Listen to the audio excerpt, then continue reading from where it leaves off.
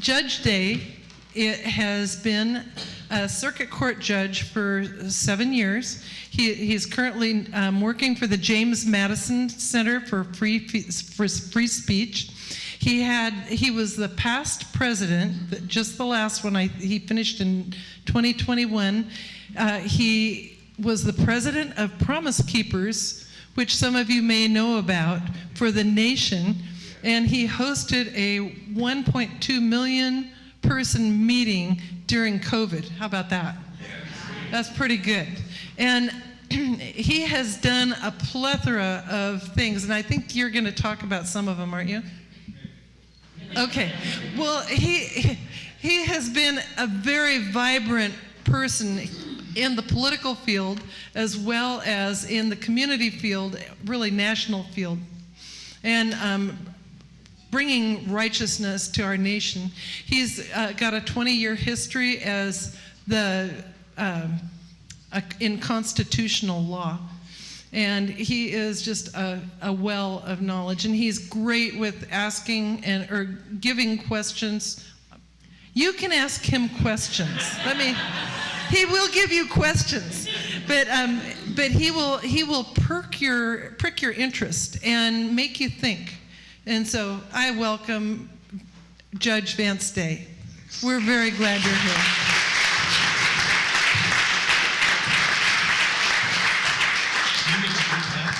They gave me this really cool thing that makes me feel like a robot or something. I appreciate that, Linda. Thank you. And Dean, thank you for having me. It's a blessing to be here. I love Tillamook. One, I love the ice cream. Two, I used to come here as a Young Life leader years ago. We go to the Dairy Queen. I was telling people at lunch, the Dairy Queen's not here anymore. But I still love ice cream. And but we used to go to Twin Rocks, where I was a Young Life leader camper and then a Young Life leader back in the early 80s. My family still comes through Tillamook on our way to Twin Rocks Motel. We rent it every 2 years, all 5 little cabins up on Minnehaha, and enjoy that just as a family.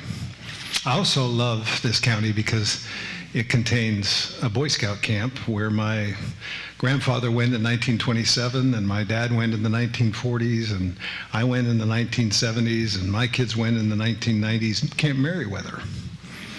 And just the Oregon coast is a beautiful place, and people are attracted to this county because of the culture, the beauty of this county, and people live from and rely upon the land. And that's something we have to maintain. We have to encourage. I want to talk to you tonight about liberty and what that means and how we view it as Americans. And I shouldn't say just Americans, because it really is a human condition. And so my question to you is, what role does government have in our lives? And when does governmental action become tyrannical? What role does government have in our lives? And when does governmental action become tyrannical? Now, if somebody asks me that question, one of the things I'm going to say is, that's a really good question. What government are you talking about? Because we always assume it's civil government, right? But really, in the American experience, in fact, in the human experience, there are 5 different types of government. There's individual government, there's family government, there's business association government, there's faith community government, and there's civil government.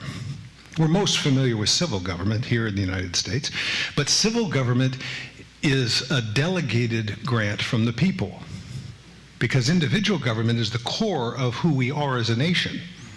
It is not the core of so many other nations. So you have to first ask the question, which government are you talking about?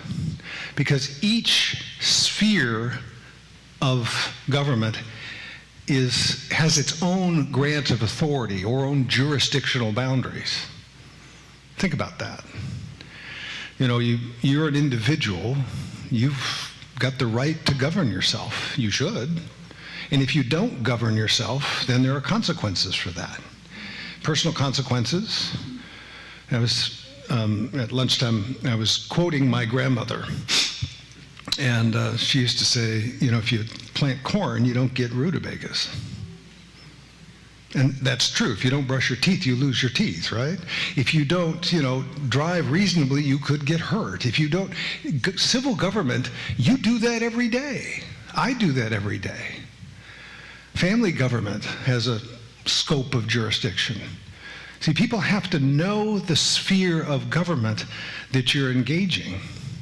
Does the civil government have authority over children at all times and all places? I don't think so, not in our constitutional system. It's the parents who have authority over their children, unless those parents violate the law or abuse those children, then civil government should step in. You see, individual government is the root of how we are as a culture. It's how we've organized ourselves. And individual government is critical when you think about liberty as well. So I like to, you know, differentiate, by the way, authority with capacity. So I have the capacity to do many things, but I may not have the authority to do them. So, for example, I own a weapon. I'm a pretty darn good shot. I can take that weapon, I have the capacity to put it in my hand and to go ahead and pull the trigger and point it at you. I have no authority to do that. Do you understand the distinction there? I have the capacity to engage in, you know, trying to help a child at a grocery store that's screaming and yelling and try to discipline that child. Do I have authority to do that? Absolutely not. I'm going to get myself in trouble. You know, so we have to differentiate when we think about liberty between the capacity to act, the ability to take an action, versus the authority to take an action. And so I want you to think about that, or just kind of place that on the back burner as I work through kind of a philosophical approach to liberty. James Madison said that philosophy is just a big word for common sense. So we're going to talk about political, or at least liberty today, philosophically. Now, each of us contains certain presuppositions on how we view the world. Certain presuppositions about how we're going to engage with our environment, things that we don't even think about. So let me ask you this. How many of you, when you walked in this room, examined the bench or the chair that you sat on to make sure that it was safe? None. No, we don't do that. Why would we do that? You know what a chair is. You know what a bench is. You've sat in them thousands of times. Why in God's earth would you sit there and examine to make sure that when you put your fanny down on it, that it wouldn't crush? You don't do that. Why? Because you have a presupposition, an idea about what a chair is, what it looks like, and what it does. You don't even think about it. You just sit down. We have a lot of presuppositions that guide our behavior. So you wear glasses, you see through those glasses, and those lenses change the focus on what you can see. Presuppositions that we hold are the filtering mechanism for what we believe, what we see, how we act. Some people call it a worldview. Each one of us has a worldview. And it's really important that we kind of discuss worldview in the sense of what do we believe about certain things? It's our starting point. And you know that your starting point generally guarantees your outcome. If you start in the right direction, you probably end up at the place you want to end up, most times. If I want to go to Portland from Tillamook, I don't drive down 101 South, do I? No, I head out Highway 6, head to Portland. I could go up 101 North and cut through Astoria and make my way down, but it just takes longer. But I sure wouldn't if I went south. I'd end up in Mexico. I could go the long way around the earth. That's a bad idea. A lot of people do that, you know? Their starting point takes them in the opposite direction than they really want to go, and they don't even realize it. So let's talk about starting points. For example, what is your starting point on the nature of humanity? That's a really important issue. So there's a wide spectrum. Here's what I mean. So on one end, the nature of humanity could be described as people are all angels. They're just perfect. And on the other end of that spectrum, people are just evil. They're just evil. Now, I happen to believe that's a binary choice that we don't need to make. I think it's kind of somewhere in here, most people. Some people believe that the nature of humanity is basically good. Okay, that's fine if you believe that. You have liberty of conscience to believe that.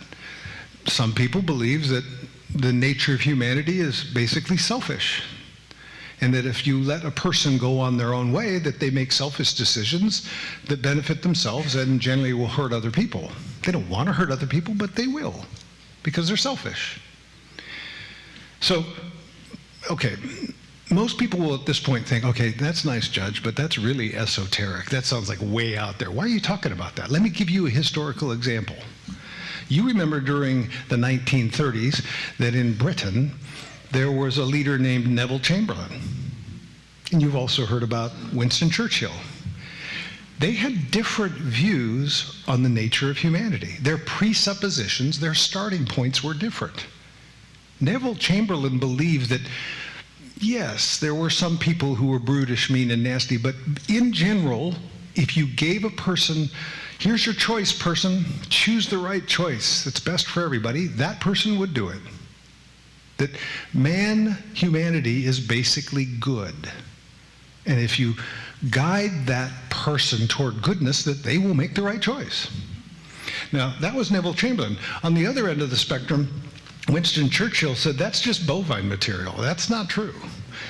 You give a person a choice and you tell them, because they're naturally selfish, if you make this choice that hurts other people, you will get punished. We will do this to you. So don't make that choice. Make the other choice. You had to force that person, because they were naturally selfish, brutish, mean, and nasty, to make the right choice. And if they didn't, you came down hard on them. So how did that play out? Neville Chamberlain came back and said, we have peace in our time. I made a deal with Hitler. He's going to do what's right. That didn't work out too well, did it? You see, public policy, how we run our nation, you need to understand what the starting point is of your leader, their presupposition about human nature. What's another starting point? How about whether you're created or you're not created? Have you ever thought about that? You do. You know what you think about that. At least you should. So there's a spectrum, isn't there? There's, on one side, there's I'm a created being, and on the other side, I'm just here by time and slime. And I don't mean that in a rude way. It sounds rude, but it's the easiest way to say, because I don't think that just necessarily means evolution, because evolution would be a process that some people believe a creator utilized in order to make us. That's okay. That's your liberty of conscience. But there are two different starting points. If you believe that you have a creator who made you for a purpose and gave you to this earth at a time, then you have meaning and purpose and dignity. That flows from that presupposition. If you are on the other end of the spectrum and you think that we are here by accident, a biological Big Bang that occurred millions of years ago, and there was a sequencing, you're free to believe that. But that leads you to a place that there is no meaning for life, because there is no purpose. You're not here by design. You're just here by accident. Do you see philosophically and presuppositionally how the end result of both those presuppositions are radically different? I think it's important when we talk about liberty to understand when those that we give power to in civil government, we give them authority to rule over us, we better figure out where they come from with regard to, say, the nature of humanity, or whether we're created or whether we're here with no meaning. Because those are different outcomes, radically different. So, well, here's another one. Do you start with the presupposition that there is truth? There are a lot of people in our culture today who say, no, there's no truth. It's all relative. My truth is my truth. Your truth is your truth. Okay. Well, my truth says I get to shoot you dead. Hey, that's a bad deal for that other person, isn't it? And it's not true. How does that score? How does that fit in with the individual liberties that we all have when somebody says, well, there is no truth? I'm always curious about that because I want to say, well, hold it now. So if there is no truth, and especially when they say there is no absolute truth, there is no absolute truth. It's all relative. Okay. So is that statement you made absolutely true? Because it sounds like it is. If you say there's no absolute truth, then that's an absolute statement about truth, isn't it? You see, a starting point does guarantee your outcome. Where you start, and if you don't start identifying those presuppositions about what you believe and other people believe, then you're going to make mistakes in putting people in authority, in my worldview.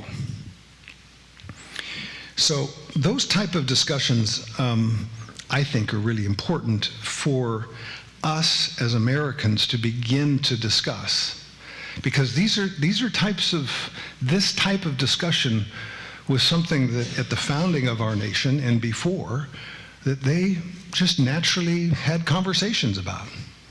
There were those who disagreed with certain things that others did, but they had these public discussions. They just didn't get wound up with iPhones because they didn't have them. They didn't get distracted with, a lot of entertainment because it wasn't everywhere. Think about that. If you wanted to listen to music, well, you had to create it. You didn't just turn on the radio. There was no instant, television that you could watch. So they read and they discussed and they did things together, or they created things. Now, I'm not looking back on our founding or in those times where we were in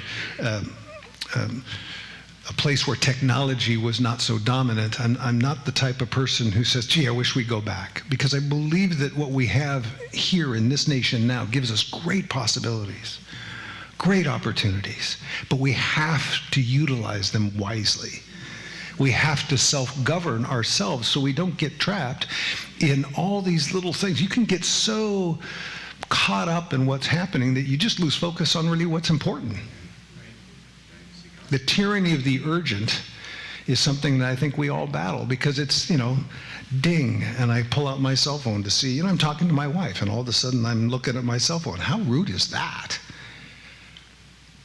My starting point should be that she's the most important person in my life. See, she's out there saying yes. That she's the most important person in my life, and I better attune to her, and instead I'm messing with this dumb thing. Do you see how sometimes that we lose focus when we don't really think about the consequence of our own lack of self-government? Because that's what that is. It's my own lack of self-government. So, what about the starting point on the nature of liberty? What is liberty? So you kind of got a spectrum in that too. On one side, you've got James Madison, who, let me quote him,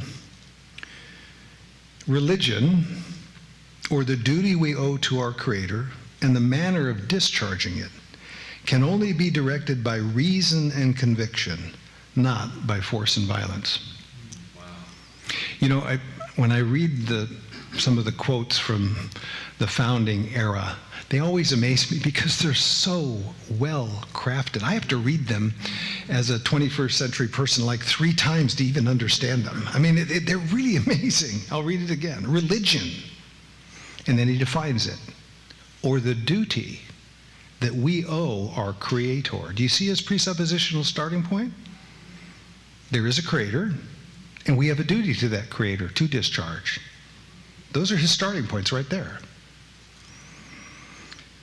So religion, or the duty we owe to our Creator, and the manner of discharging that duty can only be directed by reason and conviction, not by force and violence.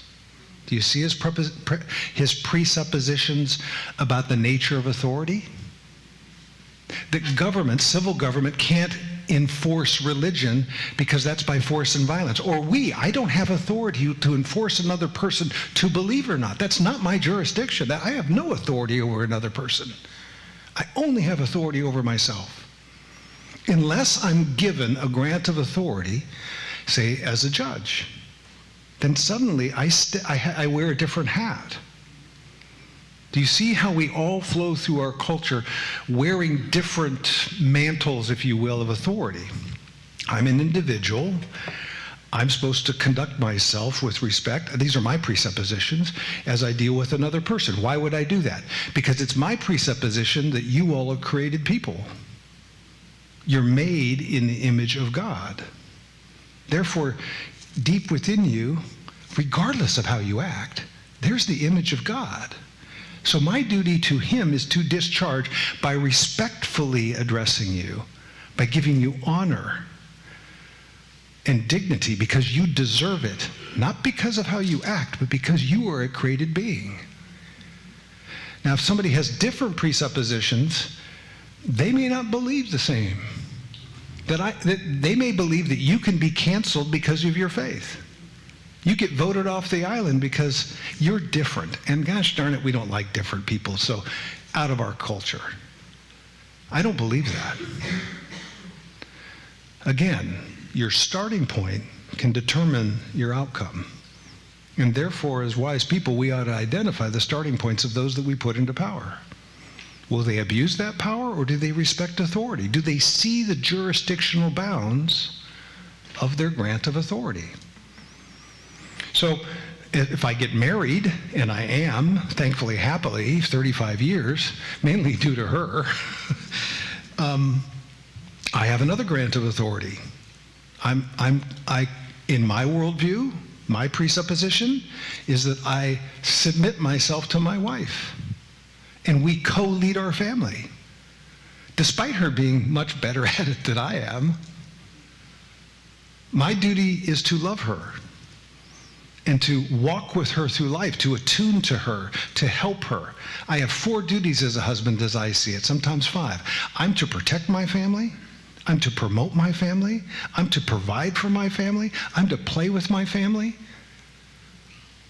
That's my job as a husband.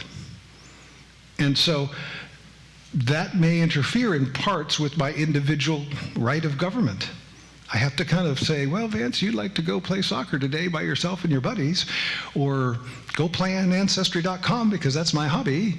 But no, I got to provide for my family, and I have to protect them, and I have to promote them, and I have to, plan with them and play with them.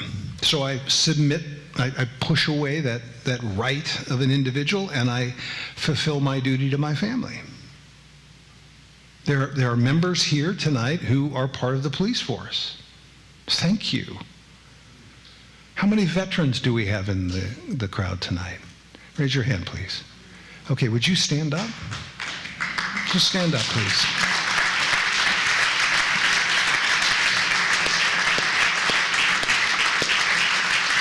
Thank you. Why do I point that out? Because when you become a member of the armed services, you take on an oath. And you're given a grant of authority to protect our nation. When you become a police officer, you take an oath. And you're given a mantle of authority to exercise under the civil government to punish evil. That's your job. To keep the peace, to keep order. So we all wear different hats, different grants of authority. The individual, as a husband, when I was a judge, I had a duty to discharge, no matter my personal feelings. When the jury said that person's guilty, unless they violated some of the rules that I as a judge were to enforce, or I came to know that there was something unconstitutional that they did in that jury room that would invalidate that verdict, it was my job to enforce that verdict and to sentence that person for that crime. Now, because I believe that that person was made in the image of God, I actually treated that person differently than, say, some other judges in my circuit who did not come from that presupposition, from that starting point. Because that person, even though they did something heinous, something terrible, like when I sentenced one man to death for the murder of 3 people, I still did that in a dignified manner because why? I start from the presupposition that he's made in the image of God. Our law starts with that presupposition, frankly. In fact, we don't put people to death who are ruled insane. Why? Because our law presupposes that a person has to be sane to meet their maker. And therefore, if they're not sane, they're not ready to meet their maker. Do you see how that starting point changes everything? So liberty, when you think of that concept, you have to decide, where does it come from? What is the fountainhead of liberty? Does it come from civil government? Our founding, writers thought, no, it does not. It comes from we the people, through we the people. But it comes to we the people from our Creator. That's where inalienable rights come from.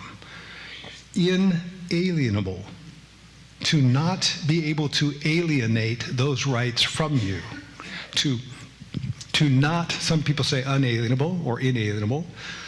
Both are the same translation, really. But if a right cannot be taken from you, that's an inalienable right.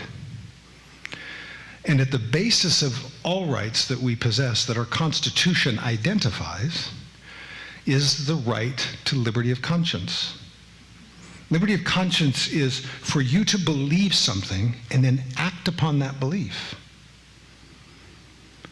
And people talk about freedom of religion all the time, and that's more of a modern concept.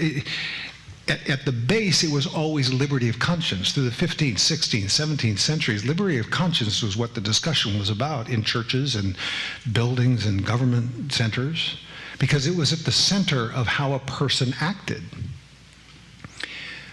And government, civil government, has no authority over what you believe, what you're going to say, how you're going to say it. If they have that authority, they can surely tell you what to write and what to believe and how to act. Did we delegate our liberty to a civil government in order for them to tell us that? I suggest we did not. And when civil government steps over those boundaries, out of their jurisdiction of the delegated authority that we gave them, that's tyranny. James Madison also said the following. Again, I'll have to read it a couple times. I believe there are more instances of the abridgment of freedom of the people by gradual and silent encroachments by those in power than by violent and sudden usurpations. I'll read it again. I believe that there are more instances of the abridgment of freedom of the people by gradual and silent encroachments by those in power than by violent and sudden usurpations. It's the old, you put the frog in the cold water over the stove and it slowly gets heated up and the frog never jumps out. He just sits there and cooks. I know, because as a Boy Scout, I did that. I'm sure that was a crime. It's got to be a misdemeanor or something. Just joking, sort of, not really. Point is that's what can happen. It's by gradual and quiet usurpations than by violence. And that's why I think we, the people, and understand, I'm not a revolutionary person at all. I believe in authority. I believe that there's a certain grant of authority that goes with being an individual or being in a family or at a business association or a church. And that each of those spheres of government have their own backyard. And we should put fences up between those other spheres of authority and say, you know, I appreciate you wanting to tell me how to think or what to do, but that's not your job. Now, I suggest that we do that respectfully, because again, those who may be trying to utilize their authority to remove my authority over myself, they're made in the image of God. That's, again, my presupposition. That's my starting point, and I'm going to be hopefully true to that. So I would deal with them respectfully. But I still have to say, stop. You don't have the authority to tell me to do that. And when we do that as, you know, autonomous or self-governing individuals, we have to be ready to pay the price for that. Don't fool yourself. You don't get to say no to a civil government and sometimes not bear a consequence for that. But sometimes the consequence is worth it, because for the generations that come after us, if we don't stand up against the usurpations of individual liberty or family government or church liberty, when a civil government has grown so large, then it is our children and our grandchildren and our great-grandchildren who will not know what this thing is called liberty, because it won't exist. What did President Reagan say? That we're only one generation away from losing our liberties? And that's why that duty that we owe to our Creator, my worldview, my lenses that I see through, also is a duty that I owe to those generations that were before me, the ones that passed on this great gift of liberty or protected it. Because again, my starting point and the starting point of the, I would argue, the majority of our founding documents, or those who wrote the founding documents, was that liberty came from God. So their thought was, the civil government can take my life, but it cannot take my liberty. Only I can give it up. And I think sometimes that we, because we're so pressed by the tyranny of the urgent, or those things that we engage in, those responsibilities, that we tend not, we don't tend to the garden of liberty that's in our own life. We don't protect it. You know, it really doesn't matter to me what Governor Brown does. I just need to focus on this. Well, perhaps it does. Perhaps, and I'm not going to chip on Governor Brown. She just has different starting points than I do about liberty, about a whole variety of things. But now, she is in authority because the people of Oregon elected her. And as a jurist and as a lawyer and as a husband and as a father and as a grandfather, I'm going to respect that grant of authority because our Constitution gives her executive power.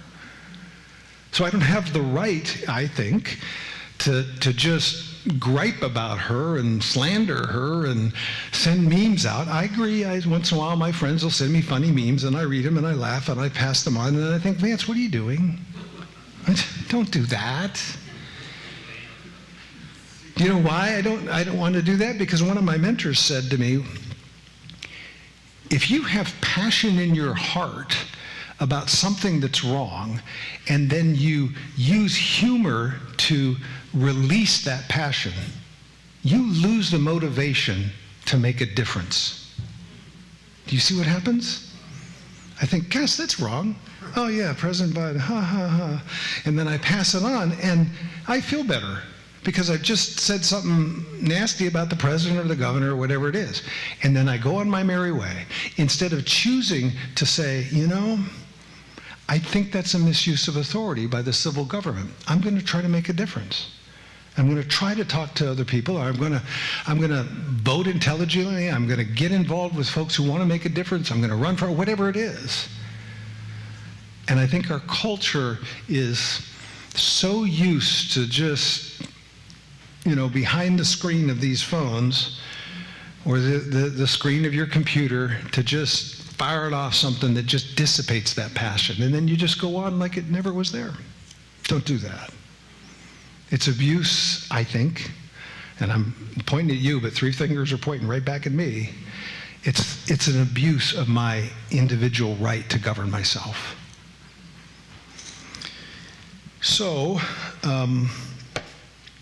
I think that the essence of liberty, when you think about the nature of liberty, again, my starting point, my presupposition about liberty is that it comes from God. And it's tethered, liberty is tethered to an objective standard. See, if you believe, if your starting point is that liberty is essentially freedom, and we use those words interchangeably. Philosophically, I don't really think they're the same. You've heard people say, well, freedom is the right for me to do whatever I want as long as it doesn't hurt somebody else. Okay. Well, that's an interesting, so it's a subjective view of your liberty, and the qualification factor, as long as it doesn't cause somebody else harm. Okay, I'm willing to work with that. So then I want to ask my friend who believes that, okay, well, help me understand an action that you take which doesn't potentially harm somebody else. Help me understand that. And I'm sure there's several. I don't think there's many. Well, I can take my own life, and that doesn't hurt somebody else. Just working with your definition, brother. You told me that you have the freedom to do whatever you want as long as it doesn't hurt somebody else. But if you take your own life, there are going to be people who are crushed behind you. What about your wife or your kids? You're gone. So is that really freedom? You have the freedom to take your own life? I mean, that's a strict, that's an example, but there are hundreds of, these are the discussions we should be having, I believe. See, I believe that liberty is tethered to an immutable standard.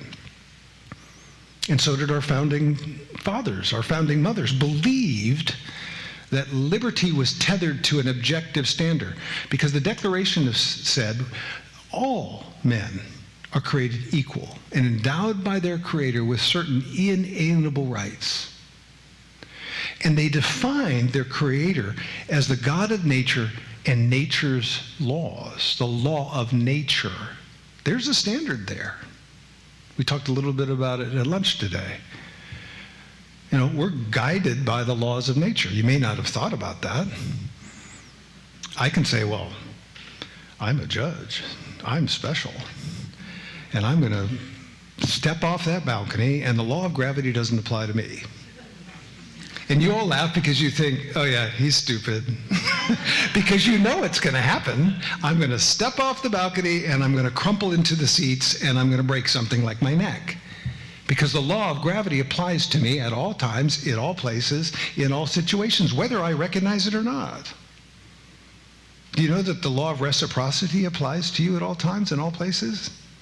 What you sow, you will reap. That's a law of nature. There's dozens of laws of nature that we don't even think about. That's a standard. And I think we ought to look at our liberty in light of that. See, liberty, that ability to discharge a duty to your Creator, has to be guided by reason and conviction, not by force and violence. You have that right about how you're going to discharge that duty. But you do not have the right to tell me how I'm going to discharge that duty or try to enforce it upon me. That's between me and my Creator. That's why the civil government has no authority to tell me how to run my life from a liberty of conscience standpoint. Do you see the difference? Do you see how your starting point is so important to identify? And yet we as voters, we don't even talk about that anymore. We talk about the symptoms of the disease, not the disease itself. So are they pro-life? Are they pro-choice? Are they this or that? Okay, nothing wrong with that. We should ask those questions. But how about we get to those deeper issues? Really, those presuppositions. And there are ways to do it. But that's for a different lecture. So historically, as you look at the span of history, there are many different ways that cultures deal with this issue of how they're going to organize each other, how they're going to organize themselves. I would submit to you that there are really just three ways, if you boil it down. And I know these words are going to be a little bit odd when I say them, so you do not have to write them down. Do not memorize them. Just kind of put your brain into autopilot, and I'll just explain them. Because they are odd. But when you look back in history, there are three ways: theonomous cultures, heteronomous cultures, and autonomous cultures. So theonomous, theo, God, onomous, the law. There are cultures who have a widespread, almost homogeneous view of a God, and they organize themselves legally according to that shared understanding of God. We don't have very many theonomous cultures. That's not a theocracy. It's theonomous. It's India. India shares kind of this homogeneous view of Hinduism, and they've organized their government according to that homogeneous view. Very few countries do that in modern times. Heteronomous, heter, divided, or two, onomous, law, two laws. That's a society that has one law for the elites, those in power, and a different set of laws for the masses. You should be thinking Marxism, because that's what that is. It's the governmental elite saying, tolerance for me, but none for thee. I don't have to abide by this mandate because I'm an elite governing person. I got elected by the people of whatever state. And so you have to do what I tell you, but behind the doors, I'm not going to do it. And I won't get in trouble for it because everybody's with me. I'm an elite and you're not. Heteros, two laws. That's not who we are. America is not a heteronomous culture. It is an autonomous culture. Auto, self, onomous, law, self-law, self-governing. That's the basis of how we see ourselves as a people. You have a duty in our republic to be self-governing, because it won't work if you're not. The government doesn't have the police force, the soldiers, everything to corral, 340 million people. It just is impossible. We break down into chaos. If you're not self-governing, we lose our culture. If we don't understand as a people that we have a duty to discharge to our Creator, I believe that leads to chaos. Because James Madison said, as well as Thomas Jefferson and John Adams, that our Constitution is made for a moral people. It is insufficient for any other. You see, morality is that's a starting point, that I have a duty to discharge to my Creator, to those who came before me, and those who will come after me. It's my duty to preserve liberty for my grandchildren and my great-grandchildren. And if I fail in that duty, they will end up in chaos, and it will harm them. So it is critical that when we look at the nature of government, that we are the starting place for that. That is why it is we the people do ordain and establish this Constitution for these United States.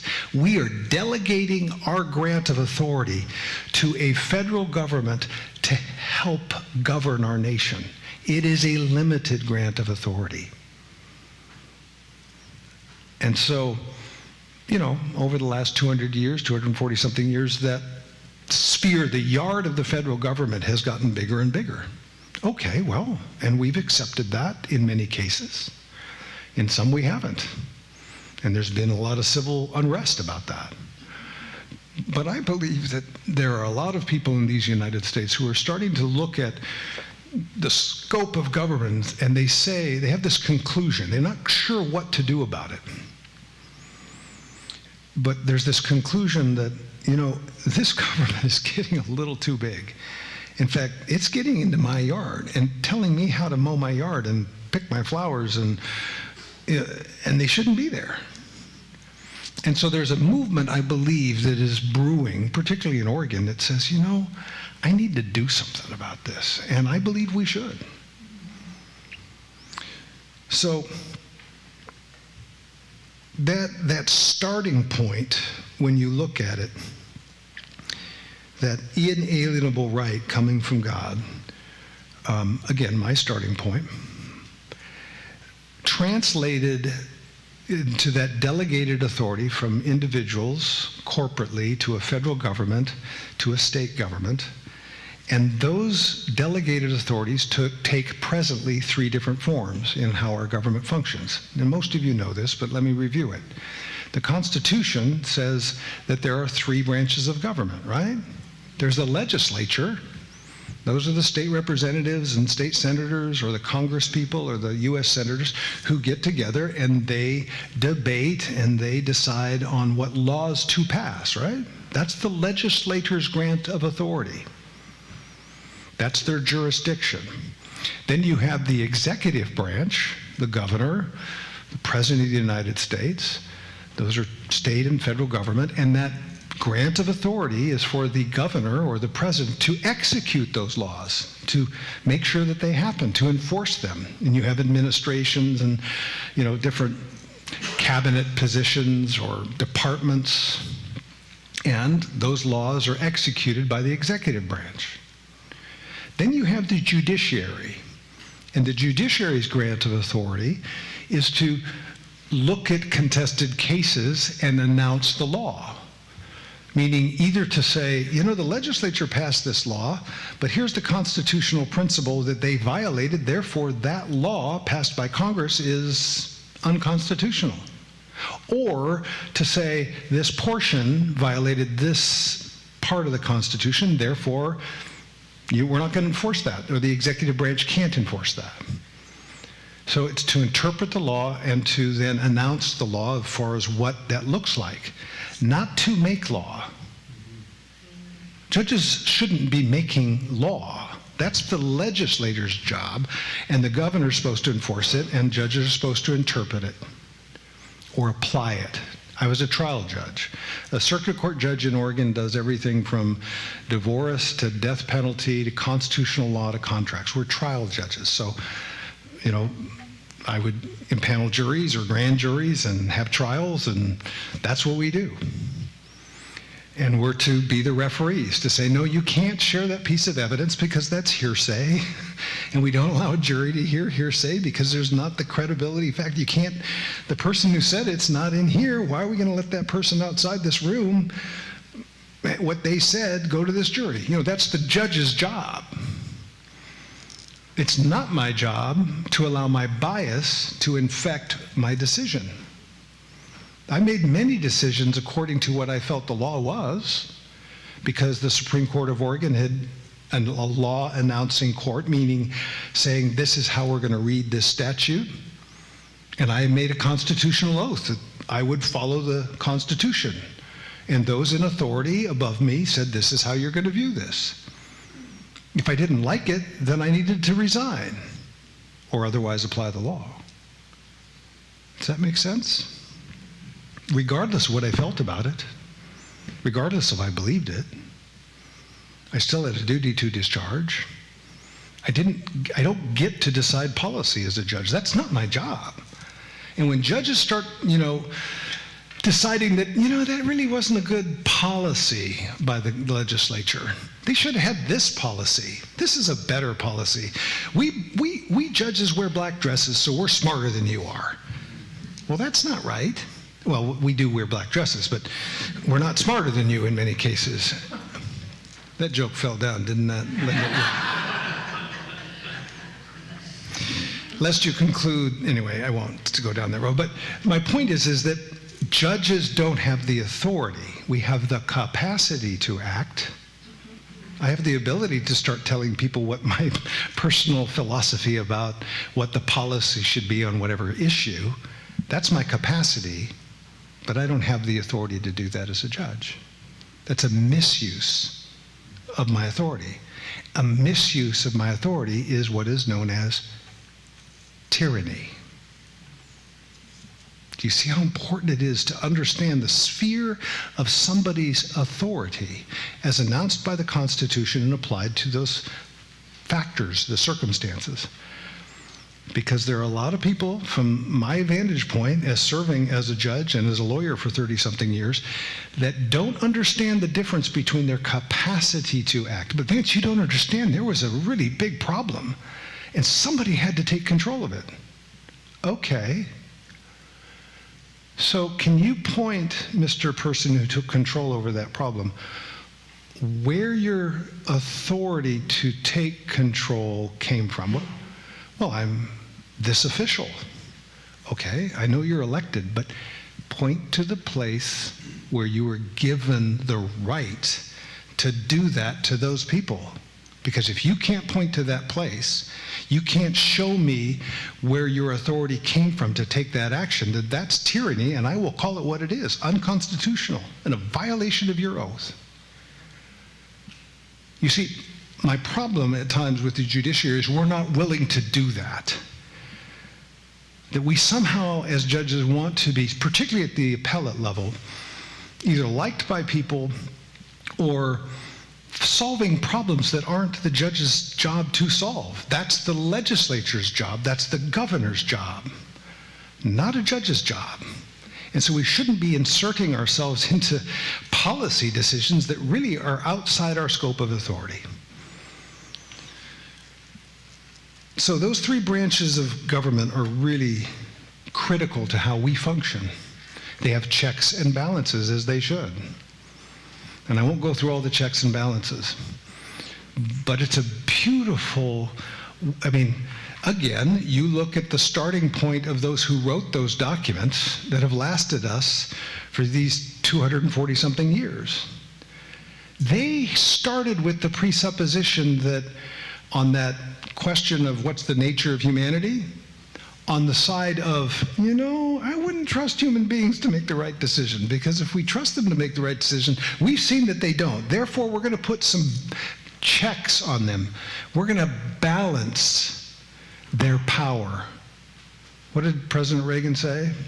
Trust but verify. Yeah. I'm going to trust you, but I'm going to make sure you do it right, because if you don't, there's a comeuppance.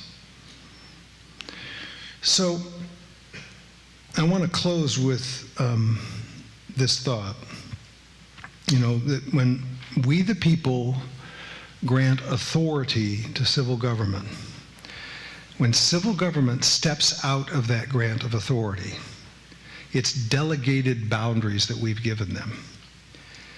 That intrusion into the spheres of other authorities, whether it be family or church government or individual government, business association government, that's tyranny. And we have the authority, as we the people, to say stop and to push back. And if they don't, then we elect people who will. Now, I want to entertain some questions. I always find questions to be extremely interesting. And I don't know if there's a microphone that is around. Linda's got one. And use this one here. Can we do that? So we can capture them on. National ones? You can ask any darn question you want. I want to ask one. Okay. Government here. We can get a microphone. We want to give you the microphone so the people who are watching across the globe. That's potential. You'd be surprised at how many folks really do. They hear about these things or they'll watch it later. This is part of that societal discussion that we should have. So what's your question, sir? Again, I agree with you. I taught government here for 27 years at the high school. And my basic background, University of Oregon, etc. I want to know why we're not enforcing the border. What is the ultimate goal? You can watch different TV and pick up what they're going to do and legalize everybody, and all of a sudden to keep the Democrat, etc. I realize we're trying to keep out of the politics, but that's part of the nature of what we're watching or not watching. So what do you think's happening? Well, I'm going to answer it in two ways, and I'm going to give you the starting point of my thought process, and I have to look at the scope of authority I have to answer that question, and that's important because some people know here that about 2 weeks ago I filed for election. I'm running for the Court of Appeals in Oregon. This is not about the Court of Appeals race. So I only mention that because in some ways, I have to be careful about how I answer questions. Because as a lawyer who is running for a judicial position, the civil government says that I'm under the Oregon Judicial Code of Conduct. And the Oregon Judicial Code of Conduct actually does not allow me to answer questions that I love to answer all the time. But hold on, I can answer that question because it's not it's not something that would normally come before me as an appellate judge. Federal boundaries. If you don't want to do that. Oh, you got several. You just, yeah. So I'm going to give you that disclaimer because I really do. I respect the grant of authority that's given to me as a lawyer and a judge, and so I don't want to seem to violate the Oregon Code of Judicial Conduct. Now, that's a federal question about what I believe, and I think I can answer that under the code, and it's this way. Again, there are people in our government who start with a different starting point.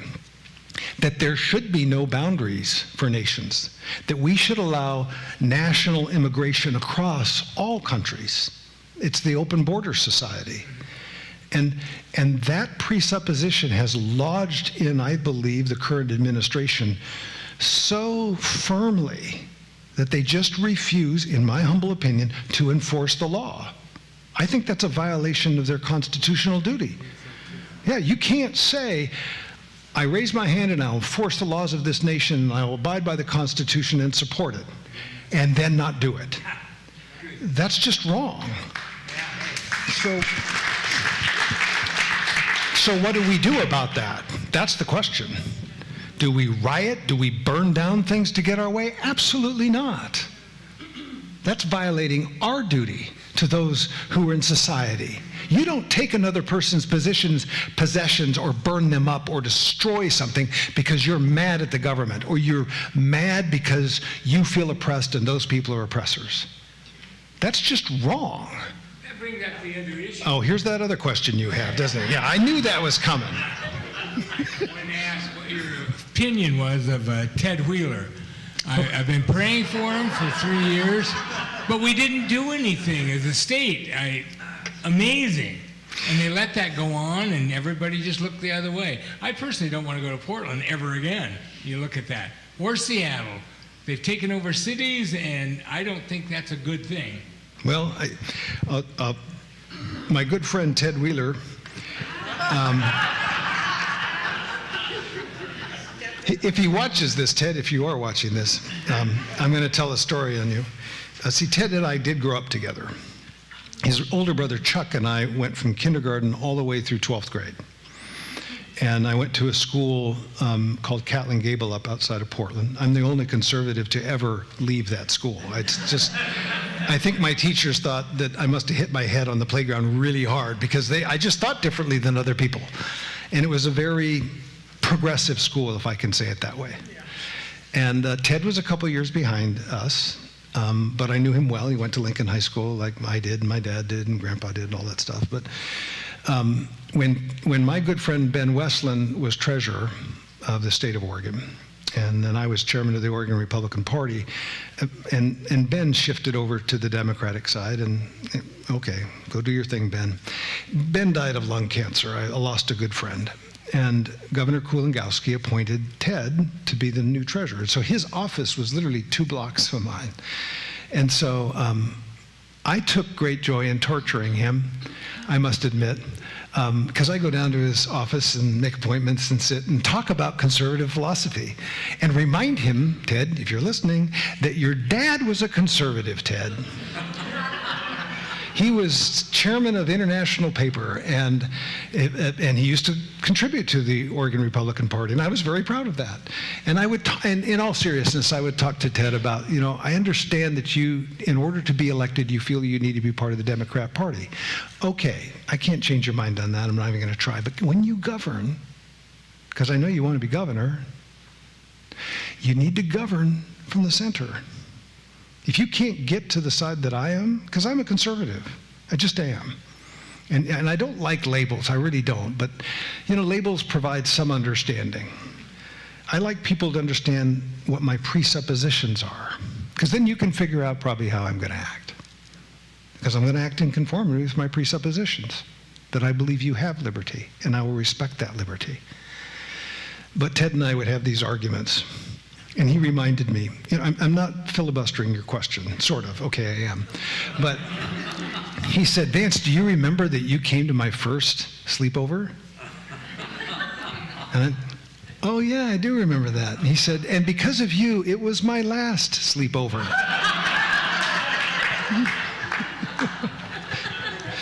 And he was right, because I was a little mischievous brat, frankly.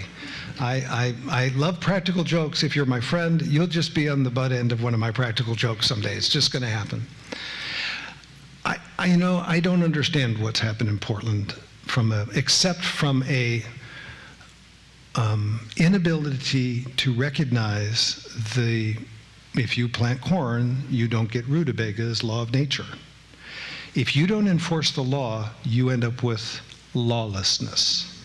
See, the law is designed, the rule of law is what we are under.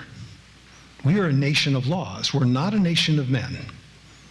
It's not, in the old English way of saying, rex lex, lex rex, king over the law.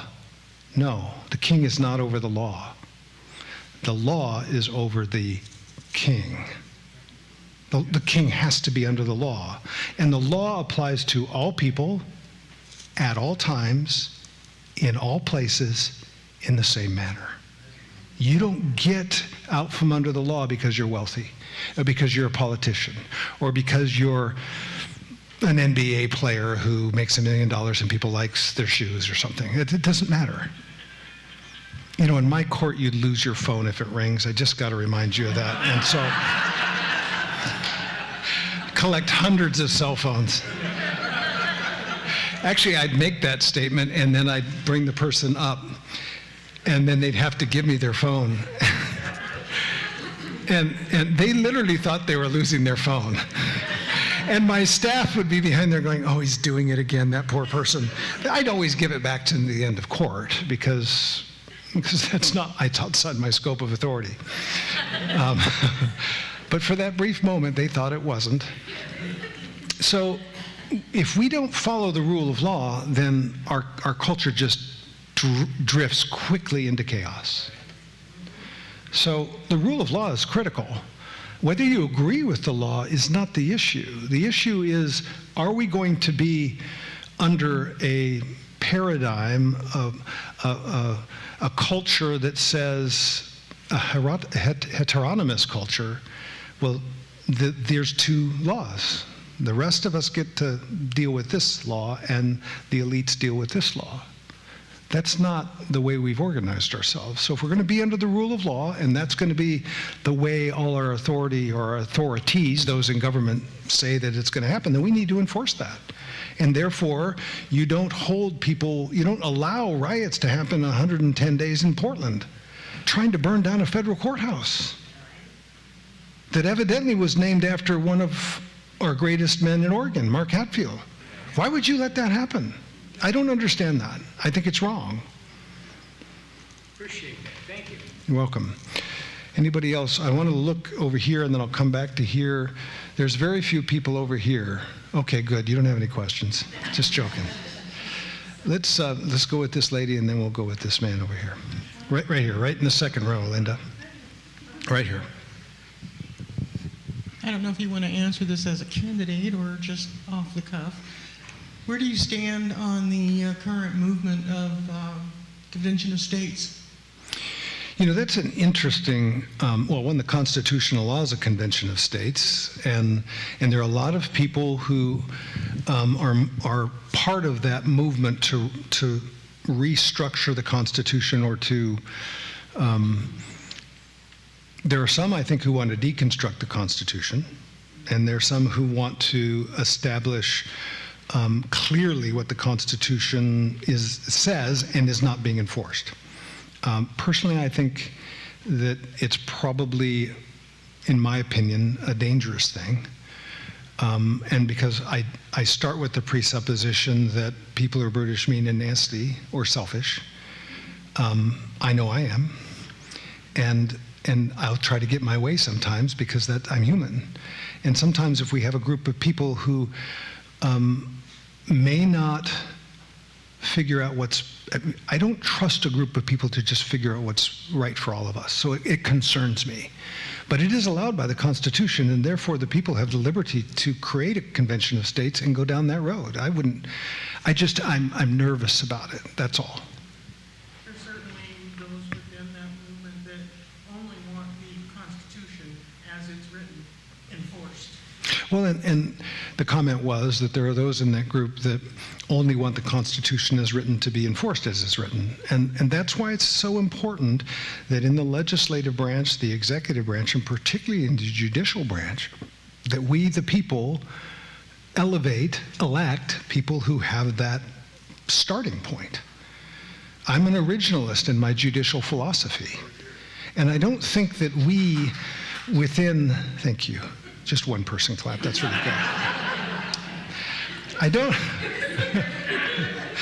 don't think that we challenge our judicial candidates to answer that judicial philosophy question. I think that under the code, we can talk about philosophy. Why do we hide from the people as judges our starting points on these different elements that we should be discussing? I agree that as a judge, I shouldn't be talking about how I'd handle this case, because what I do when I do that is I don't know the facts of that case. Let's say the life issue, am I pro-choice or pro-life, to use the pro words. I don't think it's appropriate, frankly, for a judge to be talking about what that judge would do if that issue came before them, because the judge does not know what those facts would be. So I would tell people I can't answer that question under the code, and I agree with that. What I can say, though, is if you look at my history and my philosophy and where I came from and how I lived my life, or that I engaged in as a crisis pregnancy counselor on the weekends for years, you should probably know my general philosophy. And judges should be able to talk about that, because you're electing a history. You're electing a person who's had a life and is supposed to dispense wisdom without allowing bias into that. And if people don't like my presuppositions, then they shouldn't vote for me. I'm up for that. The problem is that the judiciary in Oregon, I believe, is anti-choice. Meaning anti-choice, they don't want other people to run against them. How many times do you see a judicial race where there are two people running for that judicial position? Do you see it a lot? I don't. I think the people deserve a choice. I'm not running against the current opponent. My opponent, I don't view her as my opponent. We think differently, that's okay. Let the people choose. Thank you for your question. Sir, back here.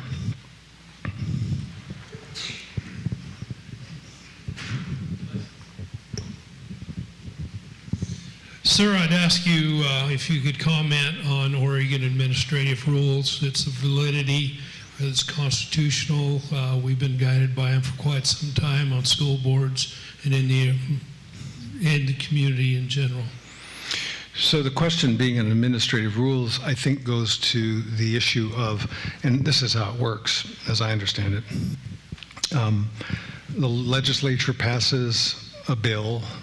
The governor signs that bill into law, because that's the check and the balance, and then that law is given to a department to promulgate administrative rules that are consistent with that law. So the law is your general principle, and the administrative rules are how you apply that law in whatever capacity. Let's say it's education or child services or transportation. I think the problem is that, and this is a philosophical statement, because I have to be careful, because circuit court judges, and therefore the Court of Appeals, which is the position I'm seeking, has to make decisions on administrative rules. So I'll just give you my general view, and that is that there's a tendency, human nature, to pass in the legislature a general proposition, a law, and then just kind of say, well, they'll figure it out. That's dangerous. because you're ceding some of your power, your authority, to people who are unelected to figure it out. And when that happens, sometimes it goes way outside the bounds of what the legislature actually intended. And then the judges have to look at it and say, yeah, that's not a good idea. The legislature said A, B, C, and you promulgated rules that said X, Y, Z. What is wrong with you? So without talking about specific, that's kind of my general view. We don't have governance by bureaucrats. We have governance by the legislative, executive, and judicial branches. And we have to be careful that we don't cede our authority to unelected people. Any other questions in this area? I have a question. This is more of a national question. This is something that Who gave you the microphone? Goodness sakes, did you? I didn't see that happen. Linda did. Okay. You're an originalist. Love you. My question is, this is something that was done legislatively. This was the Patriot Act. Mm-hmm. And it was written for foreign terrorists. And we now have an executive branch that has now determined that American people are now domestic terrorists. And we as a people, what can we do at a local level to fight back at that? Because that's tyranny. Mm-hmm. Let me address it this way. I understand the nature of your question, and sometimes questions by their nature have to be simplified so that the question can be asked. And so I don't want to misperceive your presupposition. And your presupposition is that the executive branch has viewed the American people as potentially domestic terrorists. I don't agree with that presupposition, respectfully. I think there are some in the administration who clearly, in writing that letter about school boards and so on and so forth, being influenced by the National School Board Association, have made us feel like we're domestic terrorists. So let me answer it this way. The government has no authority to, unless there is evidence that we're domestic terrorists, to then label us as such. That's a form of tyranny. That's a form of psychological warfare, frankly. To call a whole group of people who happen to be parents concerned about their children and what those children are learning in school domestic terrorists is an affront to our liberty. Do I really think that that is widespread throughout the federal government? I don't think so. I don't know. But it does concern me.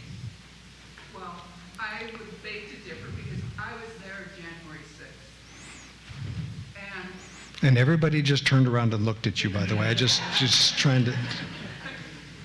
And it was a group of citizens that wanted to have their government be addressed and readdressed because they felt that the election was stolen. But that's not.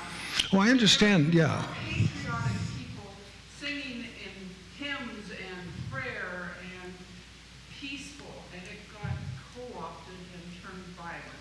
And so, yeah, but the narrative is that the American people are domestic terrorists, and there's more than just the executive branch. And so that's why I'm saying. Well, and that narrative destroys the beautiful tapestry, the fabric of our nation, because there will always be, and many of you know that I ran a veterans court for a good number of years, and I'm a strong supporter of veterans and have traveled with the veterans for years, Band of Brothers and so on and so forth over the years. And so when we have, and I was listening to an Army colonel the other day, and he said the following, which I agreed with. He said, when I commanded a unit, and he commanded large numbers, several thousand men, a battalion, I came to find out that there were about 5% of those soldiers, and this is the word he used, who were just evil.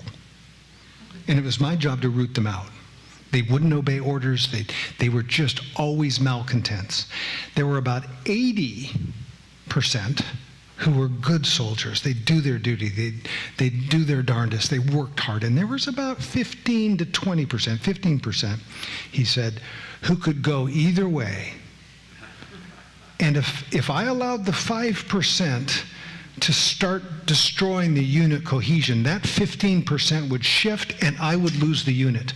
And those 80% would just go to ground and they would do their duty, but they wouldn't say anything.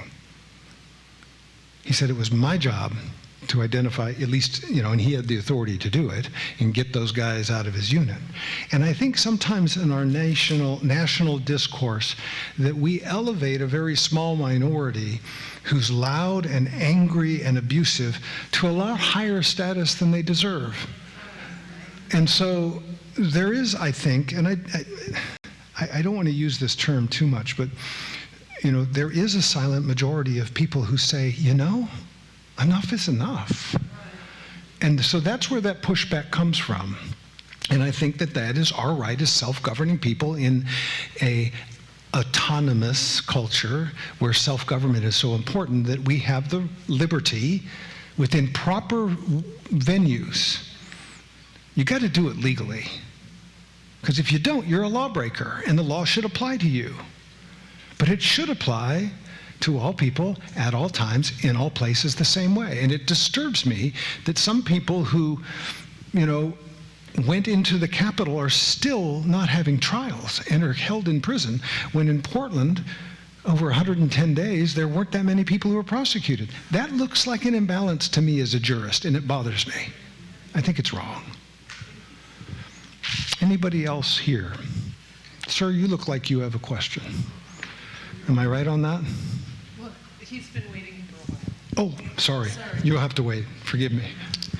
I'm just trying to think of how to speak hope into this, where you're in the role of looking toward becoming a court of appeals.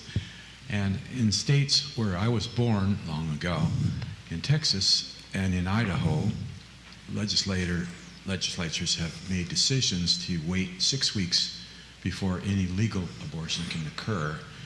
And isn't that speaking hope into our government when people are bold enough to think about life and protecting it? Mm-hmm. And then on the other side, if you could address it, is I read in the Oregonian, I think this morning or today, that our government and Washington State's government, I hope I'm not going to get arrested talking about this, but anyway. We can arrange it. Delegated public tax dollars to welcome people from a state where the law is against that to come to our state, and we'll pay for it. Can you address maybe more of the side of hope in this? Because to me, there are people that are not afraid to be bold and protect life. I can't address that specific issue because I do think that it falls outside of my grant of authority under the Judicial Code of Conduct. What I can say is this, that we place the majority of power, of authority, because there really is a difference between power and authority. To use power, you have to have the authority to use that power. Raw use of power without authority is tyranny. So, but we place the grant of authority primarily in the states. So state governments have the authority through the legislature and the governor to craft laws that fit their states. That's the beauty of our system. And so if I'm going to have that philosophy about state power versus federal power, then I have to be able to, even though I may not agree with what another state does, respect what they do. That's their state. But gosh darn it, this is my state. My family came here in 1847, and my great-great-great-great-grandfather was the first judge in Oregon. I feel a certain, I've wanted to move to another state for a long time. Some of you know that I fought the state for 4 years and got indicted for crimes that never happened because of my liberty of conscience. Because I quietly recused myself from a non-judicial duty, that of marriage. It's a may in Oregon, it's not a shall. And I didn't make a big deal about it because that's not who I am. But when the Judicial Ethics Commission, the Judicial Commission on Judicial Fitness Commission, came and said, you need to resign, my answer was no. I have a liberty of conscience issue. You don't get to tell me what to believe about marriage. You may not agree what I think about marriage, but that's not your job. And it's not my job to tell those people they can't get married. but you can't force me to marry them. If it was a judicial duty, then I needed to resign. But I didn't need to resign because it's not a judicial duty. So I may not like what my state does, but I am an Oregonian. And therefore, it's my duty, it's our duty, if we don't like what our government's doing, to change our government and to do it through the vote box. I hope that answered your question. Any other questions over here? We're going to end it in 7 minutes, so if you have a question, not necessarily a statement, a question. So you trust our election process here in the state of Oregon? Wow. Goodness sakes. And she pulled the pin and tossed the grenade. Here, Judge, catch. Let me say it this way. In 2005, there was a commission on election integrity, which was formed in the United States. It included, I think it was called the Carter-Baker Commission, euphemistically I think it was, but Jimmy Carter was on that, as well as James Baker, Secretary of State, and they did an exhaustive review of fair elections. And what they determined is that vote by mail was open to a lot of fraud. Before I became a judge, and I was chairman of the Oregon Republican Party for 4 years, I found that to be true, because we established a voter integrity group of citizens who would look through the voter rolls and look for indications of potential fraud. It wasn't that difficult. They'd find addresses that, gee, how did these 50 people end up living at this address? And then we'd ask, okay, well, maybe it's an apartment building with, let's check it out. So they go, and many different times, several, many would be more than 10. But about 8 or 9 times, it was an empty lot with the mailbox, and there were 50 people registered at that address. That seems like fraud to me. We tried to get that address through the Secretary of State's office, but I think voting is a sacred right. And that, Victor Davis Hanson wrote a book called The Dying Citizen. You should all read that.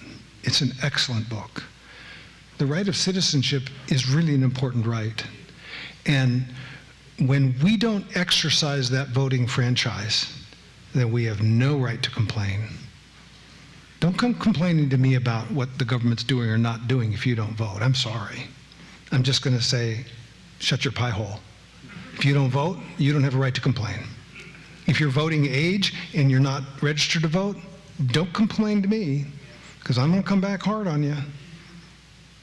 See, we as citizens, if we don't steward our rights and exercise the rights, then we're going to lose what we have. So my encouragement to you is really to get informed. It's important to be informed. And I'm preaching to the choir because you're here and you're interested. Whether you agree with me or not is not the issue. In fact, I really think it's important that we have civil discourse. We can disagree. Oh, you married people know that that's important. I love my wife to death, but the bottom line is we don't think the same way at times. And we disagree, but we do so respectfully and lovingly. And we need to do that in our civil government as well. We don't need to throw rocks at each other, call each other names. That's unnecessary. And again, that violates that principle that you all, in my view, are made in the image of God. Therefore, you deserve respect. So get informed, get involved, make a difference. You may not feel like you can run for office. That's okay. Everybody doesn't need to run for office. But you can support people who do. You can get involved. You can understand the issues. Each of you will have different passions. That's the blessing of having a tapestry that is so beautiful called America. That you get to follow that passion and spend your time and your talent and your treasure making a difference in that area, in that issue. Do it. Don't sit at home and throw your shoe at the television. And I've already talked about voting. And lastly, it is an honorable thing to run for office. Politics should not be a dirty word. Yes, there are people in politics who misuse that opportunity. But it's an honorable thing to do, I believe. And I would encourage you to run for there are a lot of empty positions in your community. There just are. And shouldn't you get involved if you care? You know, one of my mentors said, you know, I don't believe in retirement. I said, really? You play a lot of golf? He said, that's not retirement. But he said he believed in being rewired, not retired. And I agree with that. I saw his point. He said, Vance, I don't work in a profession anymore, but I'm as active, in fact, more active in making a difference, because now that I'm in my 70s, I see things that I didn't see when I was a young man. And I want to preserve, or I want to speak into that issue, and now I have the time. See, we shuttle off our old people, as I am now there, into this section of our culture where you're retired and you just get to go do whatever you do and then you die. You have a duty to die, by the way. Just go away. That's not right. Our elders are just that. Elders. They've been through a lot. We need to listen. And we need them to engage, because if they don't engage, then we lose. I really appreciate the time you spent with me tonight. I've enjoyed it very much. Thank you.